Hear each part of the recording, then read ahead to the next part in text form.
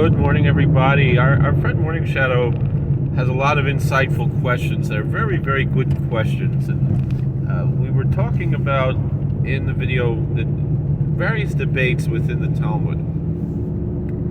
And the question came out, why didn't God just tell us?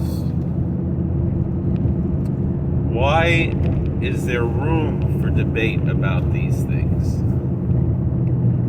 And that is an excellent question, not only about this particular question, but in general, the worldview of Judaism, which is radically different. And when I say Judaism, I mean rabbinical Judaism, which is the contemporary Judaism that's, survived for, past the destruction of the temple. There really is no other continuity of Judaism. The Karaites developed later. They were not a direct Masorah, let's say, the term we use, a direct succession from the Sadducees, whereas we rabbinical Jews, and really all the other movements of mainstream Judaism, even though they've turned their back on a lot of these things, they come out of that tradition and have that almost apostolic succession of sorts. Although they break from that succession, they break from that Masorah, but nonetheless they come out of that Masorah, just like Lutherans came out of the Catholic Church, and the other Protestant groups. Obviously, the Anglicans also obviously came out of the Catholic Church, and all of the other movements that came later came out of those breaks. They didn't come out of, let's say, the Orthodox Church, the way the Orthodox Church continues and continued independently of the Catholic Church for 1,000 years. So we don't have any other form of Judaism that has survived all throughout, and I believe there's a reason why it survived, and part of the reason the survival is not only a supernatural idea, but also we can discuss the natural aspect of this survival.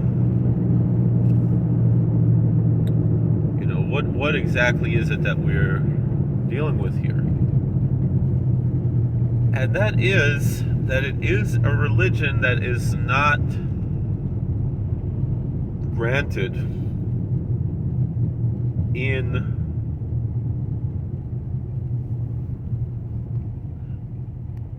a manner that it is totally stagnant.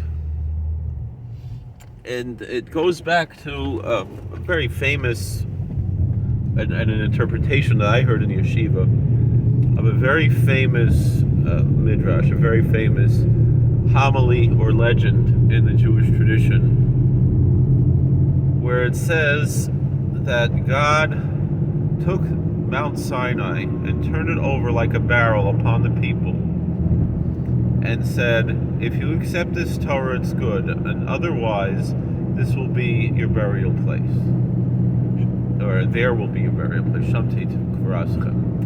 And I remember I don't know where he got this idea from. It could be his own chiddush, his own novel idea, which again, that comes within that tradition. I only have a few minutes till I get to work, and I want to hurry up.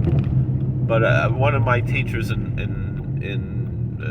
college, in my first year of college, was in the Holy Land in Jerusalem at Or Sameach, before I went to Touro College, although I was getting credits from Touro College for that.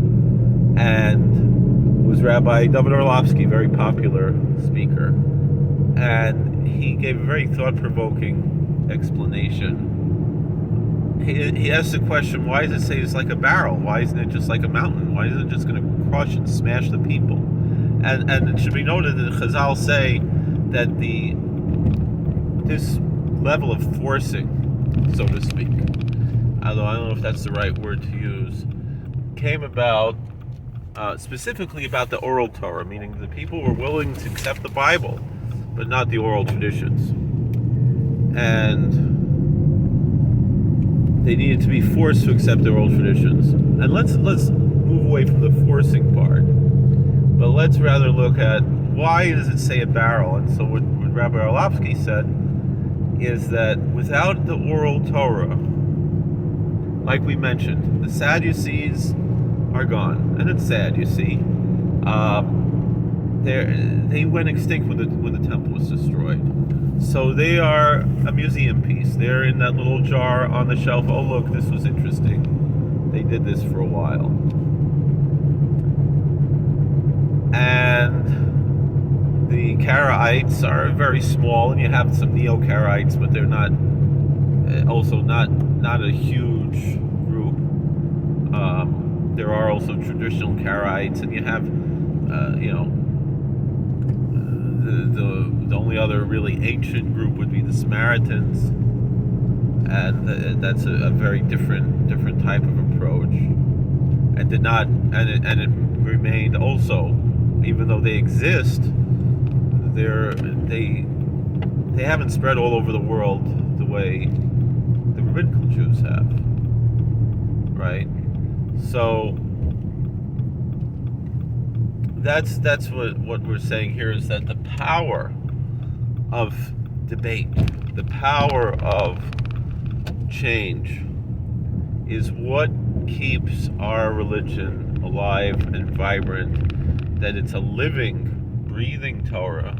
Just like people say that the Constitution is a living and breathing document, so too the Torah is a living and breathing document, but just like the Constitution, there are limits. You can't just, it's not like we say hefker. It's not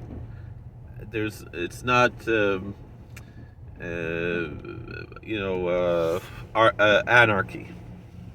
There is a method to the madness. There is a Masorah. It has to be within that Masorah to really be true Judaism, but nonetheless, that's what keeps us alive. Thank you for watching. God bless. Please like, share, and subscribe, comment. We'll see you later.